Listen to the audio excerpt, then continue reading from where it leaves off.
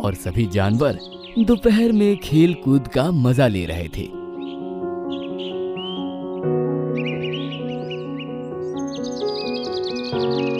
तभी जमीन में अजीब तरह की धमधमाहट होने लगी। उन्होंने देखा कि सामने से मोटू गेंडा भागा हुआ आ रहा है। वह किसी अंधे जानवर की तरह चेहरे पर शरारती मुस्कान लिए चला आ रहा था।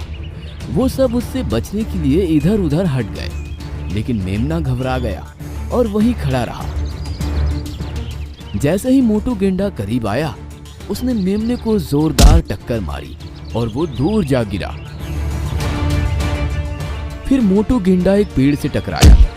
फिर वो पेड़ भी उखड़कर जमीन पर गिर गया, जिसको देखकर मोटू गेंडा रुका और हंसने लगा। सभी जानवर घबराकर मेमने के पास गए और उसको देखने लगे। मेमने भाई, तुमको कुछ हुआ तो नहीं ना? सुनकर मेमना खड़ा हुआ और दर्द भरी आवाज में बोला, चोट तो नहीं आई, लेकिन दर्द हो रहा है। मोटू, तुम देखकर नहीं भाग सकते क्या? अभी मेमने को कुछ हो जाता तो? तुम हमेशा ऐसा ही करते हो, किसी ना किसी जानवर को चोट पहुंचाते रहते हो और रोजाना कोई ना कोई पेड़ भी तुम्हारी वजह से उखड़ जाता है। इसमें मेरी कोई गलती नहीं। मुझे ऊपर वाले ने ये जो सींग दिया है ना, इससे अगर किसी को टक्कर ना मारूं या पेड़ ना गिराऊं तो मुझे अच्छा नहीं लगता। तुम लोग खुद अपना बचाव किया करो। शायद तुम ध्यान नहीं देते, मेरे 2 दांत हैं और वो भी तुम्हारे सींग से बड़े, लेकिन मुझे तो किसी को चोट पहुंचाने में या फिर इनसे पेड़ गिराकर जंगल को बर्बाद करने में कोई मजा नहीं आता। फिर तुम ऐसा क्यों करते हो? वो तुम्हारी टेंशन है हाथी, लेकिन मुझे तो बड़ा मजा आता है। कहकर मोटा गेंडा वहां से चला गया और सभी जानवर बस गुस्सा होकर रह गए। ये मोटा गेंडा हमें रोजाना परेशान करता है और कोई ना कोई पेड़ गिराकर जंगल को बर्बाद करता है। पता नहीं इससे कब छुटकारा मिलेगा। हिरन इन सब जानवरों में सबसे चालाक था। वो अब यही सोचने लगा कि मोटू गेंडे से छुटकारा कैसे पाया जाए।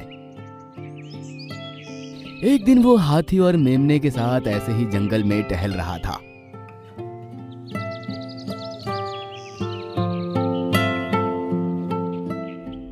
तो उनकी नजर एक गुफा पर पड़ी। देखो दोस्त, ये गुफा कितनी बड़ी है और इसके अंदर कितना अंधेरा है। चलो चलकर देखते हैं। सभी उस गुफा के करीब गए और उसके मुंह पर जाकर उन्होंने देखा कि वो गुफा बहुत गहरी है और आगे जाकर उसमें बहुत अंधेरा है। हिरन ने देखा कि उसके करीब एक बड़ा सा पत्थर है, जो कि गुफा के मुंह से थोड़ा बड़ा मालूम होता है। हाथी, ये सामने बड़ा सा पत्थर पड़ा है, क्या तुम इसको खसका सकते हो? ये तो काफी बड़ा है, लेकिन मैं कोशिश करके देख सकता हूँ। कहकर हाथी उस पत्थर के पास गया और उसको धीरे धीरे खिसकाने लगा। जब वो पत्थर गुफा के मुंह के करीब पहुंचा तो हिरन बोला, बस बस, अब रुक जाओ हाथी। उसकी आवाज सुनकर हाथी रुक गया। देखना, अब हमें इस मोटू गेंडे से छुटकारा मिल जाएगा। हाँ, तुम्हारी बात समझ में नहीं आ रही दोस्त। सुनकर हिरन ने सबको अपना आइडिया बताया और फिर सभी खुश हो गए। शाम के टाइम वो सभी अपनी उसी जगह पर खेलने लगे। फिर जमीन में तेज धमधमाहट होने लगी, जिससे उनको समझ आ गया कि मोटू गेंडा आ रहा है। सब एक तरफ हो गए और मोटू गेंडे ने एक और पेड़ उखाड़ फेंका और फिर वहीं खड़ा होकर हंसने लगा। बाकी सारे जानवर भी उसके साथ हंसने लगे तो वो चौंक पड़ा। क्या हुआ? तुम लोग क्यों हंस रहे हो?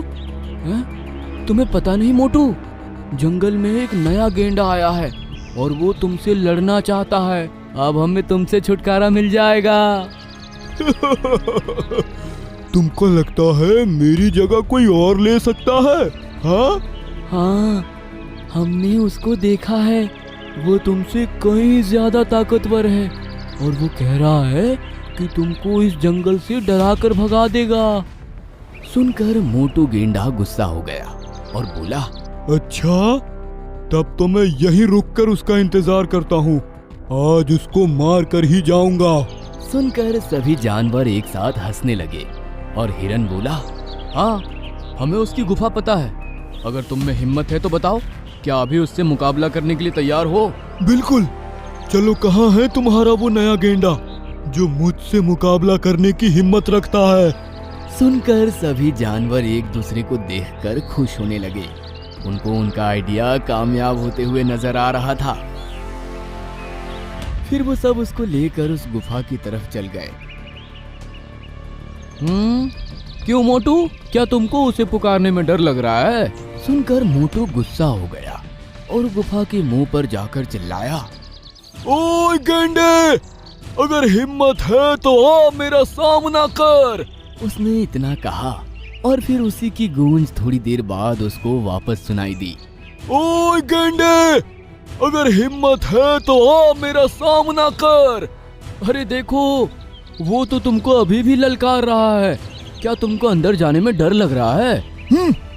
मैं अभी इस गुफा में जाकर उसको खत्म करके आता हूँ, फिर तुम लोगों को पता चल जाएगा कि कौन किससे डरता है। कहकर मोटू गेंडा तेजी से गुफा के अंदर भाग गया और फिर हिरन हाथी से बोला, हाथी, अब जल्दी से इस पत्थर को खसकाकर गुफा का मुंह बंद कर दो। उसकी बात सुनकर हाथी ने पत्थर के पास जाकर उसको खसकाना शुरू कर दिया। मोटू गुस्से में गुफा के काफी अंदर तक चला गया और अब यहाँ सिर्फ अंधेरा ही अंधेरा नजर आ रहा था। कहाँ गया तू? अब मैं तेरी गुफा में आ चुका हूँ, सामने क्यों नहीं आता? कहाँ गया तू? अब मैं तेरी गुफा में आ चुका हूँ, सामने क्यों नहीं आता? अब फिर से उसकी गूंज वापस उसको सुनाई दी तो सब उसको समझ में आ गया कि उसको बेवकूफ बनाया गया है। वह बहुत गुस्सा हुआ और वापस गुफा के मुंह की तरफ भागा। लेकिन तब तक हाथी पत्थर को खिसकाकर गुफा के मुंह पर ले गया था। मोटू बहुत तेजी से भागता हुआ उस तरफ बढ़ रहा था। जब तक वो वहां पहुंचा, गुफा का मुंह पूरी तरह से बंद हो चुका था। फिर भी उसने पूरी ताकत लगाकर उसमें टक्कर मारी, लेकिन वो पत्थर उससे हिला तक नहीं। इसको हटाओ, हटाओ इसे। तुम लोगों ने मुझे बेवकूफ बनाकर अच्छा नहीं किया। अब तुम इस गुफा से बाहर आ जाओगे तभी हमसे बात करना मोटू। कहकर सभी जानवर हंसने लगे। बहुत अच्छे हिरन, तुम्हारी वजह से आज हमें इस मोटू से छुटकारा मिल गया। सच में हिरन, तुमने अपनी चालाकी का अच्छा इस्तेमाल किया। हिरन मुस्कुराया और बोला, अगर तुम लोग साथ नहीं देते तो मेरा चालाक दिमाग भी कुछ नहीं कर पाता। चलो, अब हम सब यहाँ से चलते हैं। वैसे भी हमें इस जगह रुकने की कोई जरूरत नहीं है। सुनकर सभी वहां से चल दिए।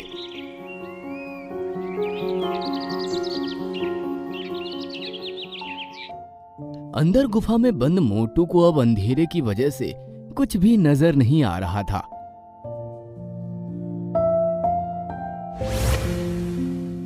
वो बस इधर उधर टक्कर मारकर अपने सींग पर चोटें खा रहा था। उस दिन के बाद वो कभी उस गुफा से बाहर नहीं आ सका और सभी जानवर सुकून से जंगल में रहने लगे।